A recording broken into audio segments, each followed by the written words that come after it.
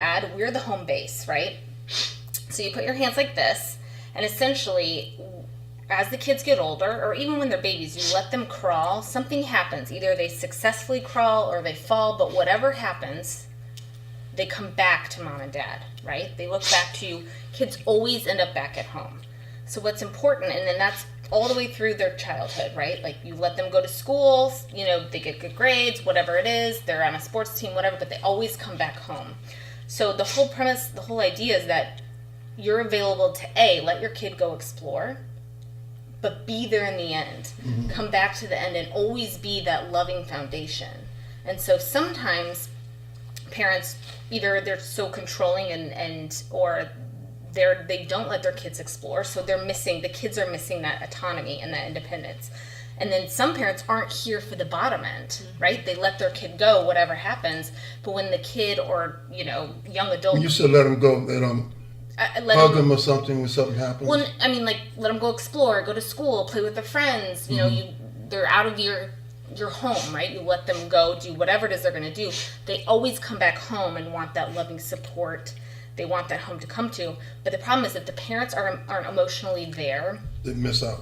They miss out, and the kids have a wound. Why is it little boys and young teenagers are more attracted to their moms, where on the other side, girls are more attracted to their fathers? Is there a mental reason for that? Because that's just the way it is. Mm-hmm. Little girls they react to their dad, mm-hmm. and you can do nothing wrong sometimes with your dad. There's actually a stage in your development where you start to, as a child, see the same sex as you hate that sex in a way. So I forget exactly what the age is, but a little boy will not want to spend time with their father. They'll be so attached to their mother. Mm-hmm. And so there's theories on that. Mm-hmm. But because I told her last week I was a mama's boy. I was the oldest child. Yeah. And I could do nothing wrong with my mom. Nothing. Leave him alone. She would tell my father, leave Charles alone.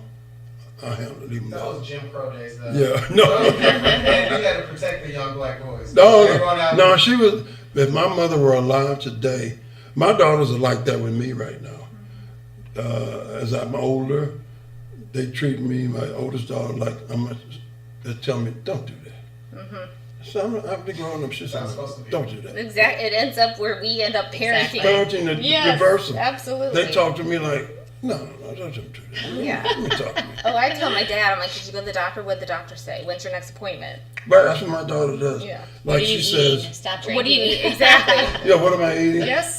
Dad, you need to go to a therapist. Yep. This happened years ago. Dad, you need to go to a therapist. Mm-hmm. Why? You just need to go to one. We all do. Doctors go to therapists. Mm-hmm. Priests go to therapists. Everybody goes to a therapist. Sometimes, like you said, stress, when you keep it inside, it's called a stroke. Mm-hmm. Yeah, or many other, it manifests in many other ways. Mm-hmm. And men, we just don't, we think it's a weakness when a woman cries. Well, I think when a woman cries, that's good. They're letting out of some stress sometimes. Mm-hmm. Oh, men don't want to cry. Mm-hmm. Well, you were told not to. We're told not to.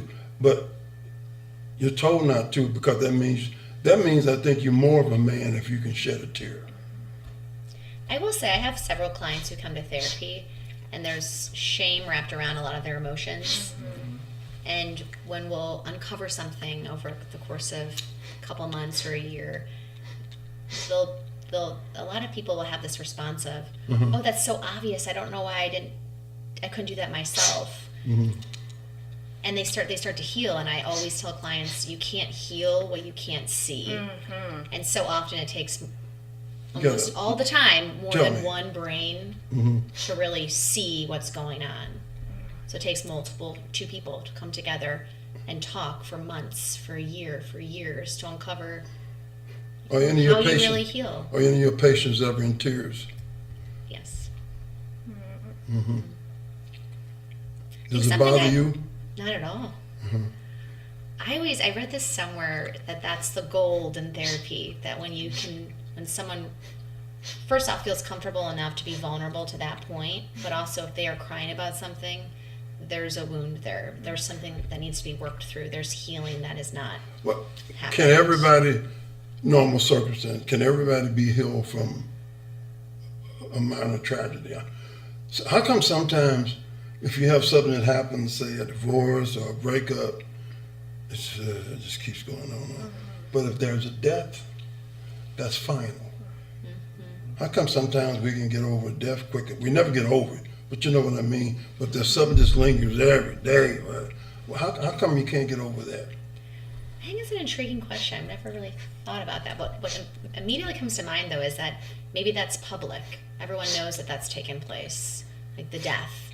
Whereas when there's, and it's almost like that. You'd be validated. Like someone died. Of course you're upset. You should feel your emotions.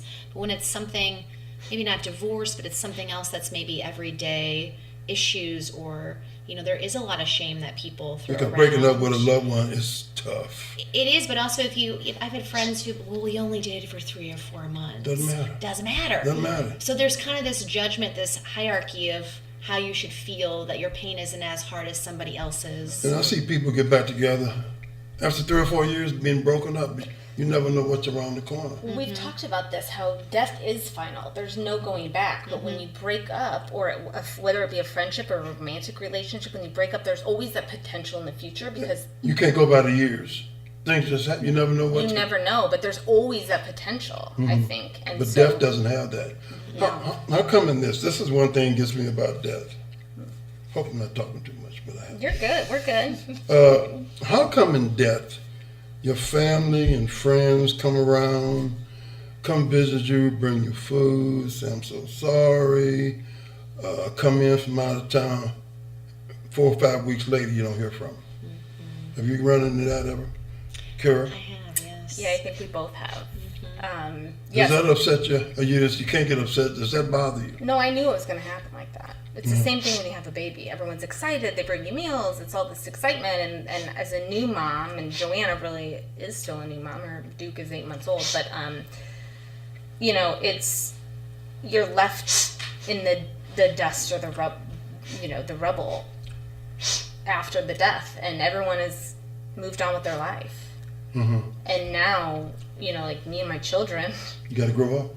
are... Not growing up, it's just, hey, people ain't going to feel sorry for you so long. Well, I mean, and that's the thing. People do feel sorry, but like, they feel like there's nothing else they can do. And what I always say is, I'm like, just showing up, just being there when someone, if someone has a new baby, or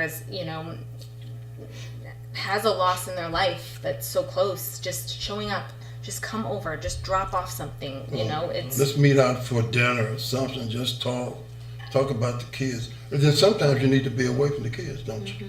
Oh, yes. Yeah. Oh, yes. I will say, as it relates to death, though, I think so. Almost 4 years ago, I lost my brother, one of my brothers. I'm Sorry to hear that. Thank you. I'm one of 5 children, so my brother right before me. And something that was so difficult for me is that people just stopped asking about him. Yeah. And that was hard for me for Not a at long first, though. time. Yes and no. And I there were some people that still ask about him, but I think a couple, after the funeral, I think people just don't know what to say, and they don't want to make me feel sad, but I already felt sad. It's so nice when someone just asks you how you're doing, or that they bring up a story about someone who's passed away.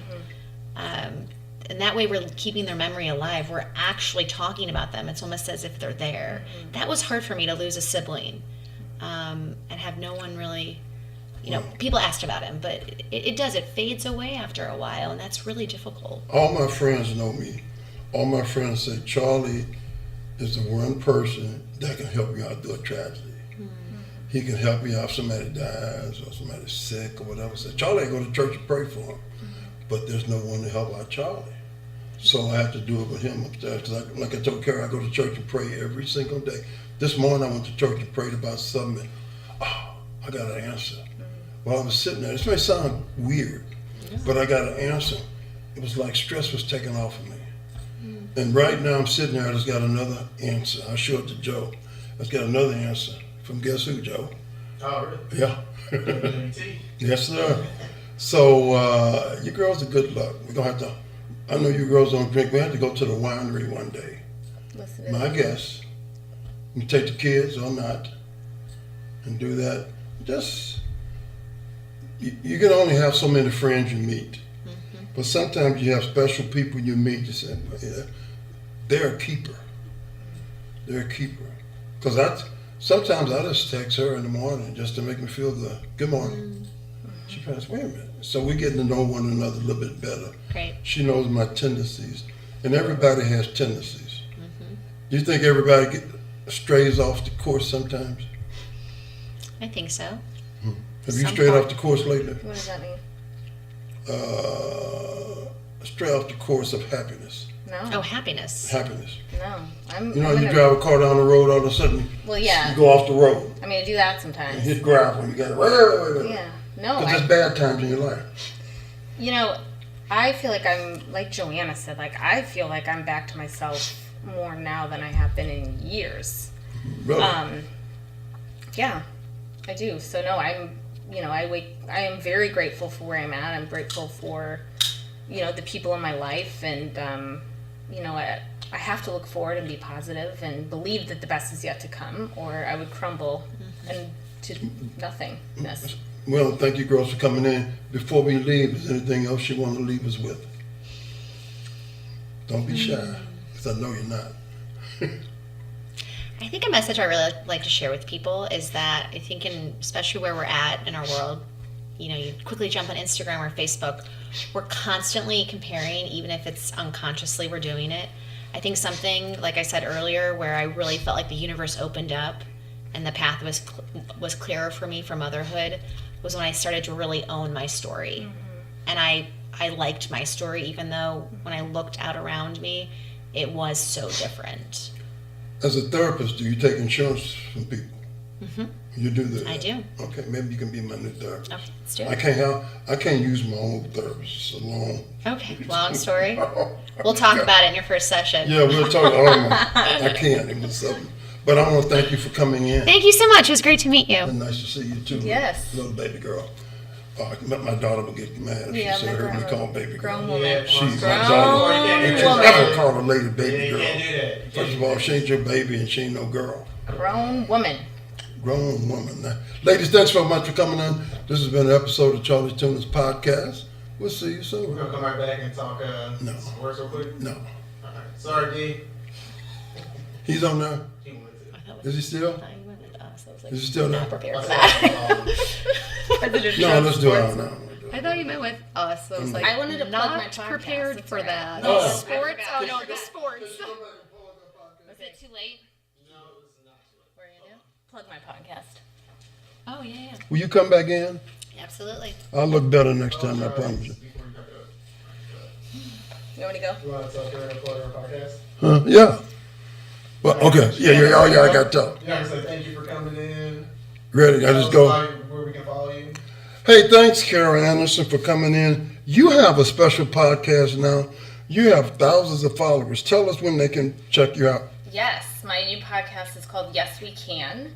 It's about stories of triumph, people that have been through all sorts of things and how they've come out or are currently battling. It'll be dropped every Tuesday. Okay. So yes, follow, subscribe. This next Tuesday, my first episode will be dropped. Oh, good. So- Is it how many days a week? Just on Tuesday? Just one day a week. 1 day a week. Okay. Sound good. Yeah. I like 2 that. episodes down already. So 2 down. Really three. 3, yeah, 3. Three down. episodes down. They're ready to go. So you play one each, one per week. Yep. And I'm on how many times? 4 We're times? on Monday through Thursday. That Monday to Thursday. Well, I need We're to gonna get more start going live Tuesdays and Thursdays. And you're on with me on top of your own Thursdays. podcast. Yeah, well, you introduced me to this world. Oh, yeah, I'm not finished with you. Okay, let's keep going. And Joe hooked me up with it. I mean, it's like this crazy, lovely, amazing thing is happening. So yeah, the more sponsors I get, the more I can be on, right? The more we can drop episodes. Yeah. So Girls, ladies, thank you so much for coming in. We will see you very, very soon. Have a wonderful weekend. Best luck and happiness to your husband and your baby and your 2 children. See you. 3. You can't leave one out now. I got 3. Thank you. Thank you very much. Thanks, Charlie.